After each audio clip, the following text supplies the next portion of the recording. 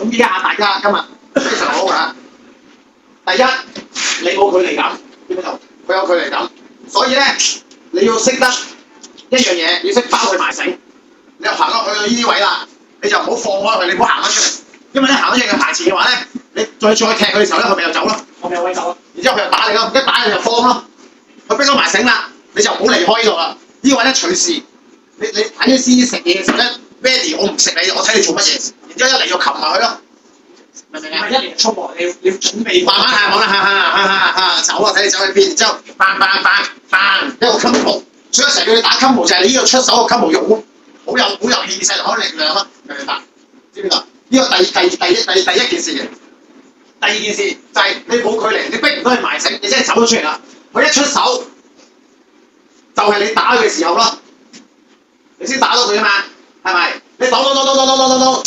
唔得啦！我要打啦！佢出嚟時候，我打散咗啦。你打唔到，到你想打佢嘅時候啦，走咗啦，明唔明啊？所以你呢個位要頂住個核心平板頂住，你打埋嚟就去，見唔見啊？見我上身，我去啦，中唔中唔緊要㗎，佢唔啱位我又唔啱位，然之後依下咪去都可以發。所以你一成叫你打組合，跟腳打組合，跟撐，唔好一下，有時1、2、3、4、5，發係靠自己個心去頂住咯。每一次打完人，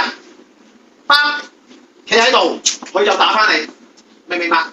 每一次打完人，企喺呢度，佢就打，得唔得？你唔想人哋打你嘅，你進攻完頂住佢，得唔得？佢要打你咩？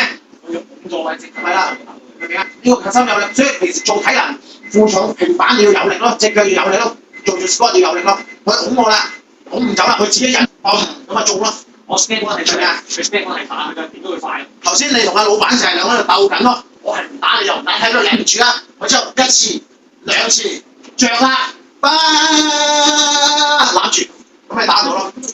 佢就不停嘅逼到你發火，然之後你冇晒氣咯，明白？你唔夠冷靜同埋唔夠猜位咯，咁咪猜到咯。呢位唔得，呢位啊，嗰位唔得咯，咁咪中咯。逼下嘣，佢發脾氣，我咪大嘅 band 佢咯。我踏步踢，記住我踏步踢，佢睇到佢避開。我諗佢埋嚟，我唔使用力，我唔使踏步，直接打中佢，俾你打，明唔明白？知唔知啊？要咁樣練咯。你個距離唔好就唔好褪後，距離唔好就永遠都逼上去。佢打你打，佢打你打，咁你就唔可以咁啦。你就咁咯。你唔使望啊，你望住下邊，我哋如果啱啱 cut 咗啦，其實乜都唔使理啦。